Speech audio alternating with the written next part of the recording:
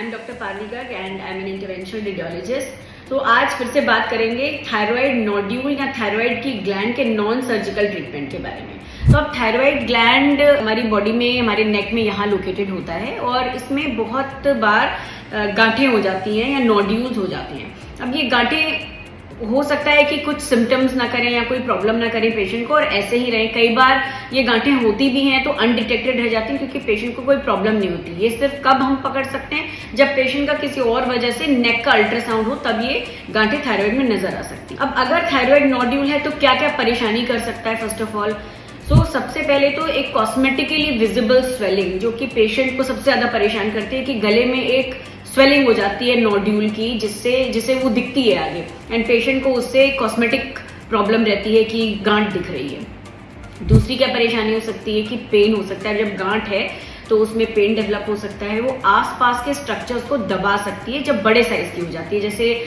Wind pipe होती है या ट्रेकिया, जो सांस की नली है, खाने की नली है, उसको भी कई बार दबा देती है थायराइड की गांठ, स्पेशली जब बड़ी साइज की हो जाती है, जिससे पेशेंट को कई बार ऐसा लगता है कि खाना यहाँ अटक रहा है, गले की तरफ निगल नहीं पा रहा है पेशेंट खाने को ठीक से, या कभी कभी सांस में भी प्रॉब्लम हो सकती है कि सांस ठीक से नहीं आ रही है।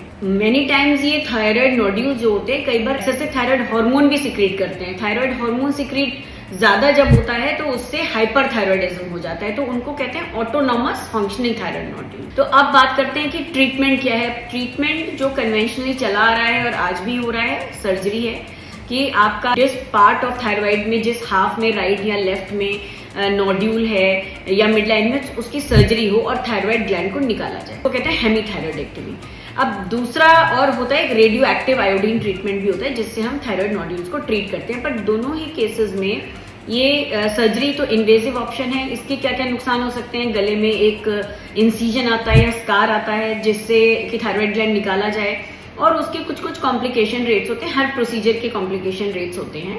एक सर्जरी के कॉम्प्लिकेशन रेट्स थोड़े से हमेशा इसीलिए ज्यादा होते हैं क्योंकि वो एनेस्थीसिया में होती है, स्कार आता है, टिश्यूज ओपन होते हैं, तो उस केस में थोड़ा सा कॉम्प्लिकेशन रेट सर्जरी का ज्यादा होता है। अब जो ट्रीटमेंट हम करते हैं, इंटरवेंशनल रेडियोलॉजिस्ट जो करते हैं, वो है थर्मल एब्लेशन।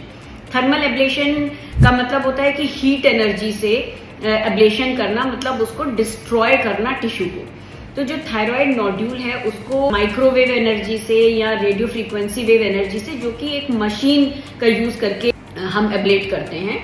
एक नीडल होती है जिससे हम थायराइड ग्लैंड के नोड्यूल के अंदर जाते हैं अल्ट्रासाउंड से देखते हुए, स्पेशली कि हम नीडल कहाँ डाल रहे हैं, और फिर जब वो एनर्जी हम ऑन करते हैं तब उसमें माइक्रोवेव एनर्जी या रेडियो फ्रीक्वेंसी वेव एनर्जी से हीट जनरेट होती है नोड्यूल के अंदर, एंड जो कि नोड्यूल को डिस्ट्रॉय कर देती है, खत्म कर देती है। उससे क्या होता है, नोड्यूल के सेल्स ग्रो करना बंद हो जाते हैं और धीरे धीरे करके श्रिंक करते हैं। पेशेंट की स्वेलिंग कम हो जाती है। पेशेंट का स्पेशली कॉस्मेटिक अगर कंसर्न है कि स्वेलिंग दिख रही है, तो उसके बहुत अच्छे रिजल्ट्स हैं।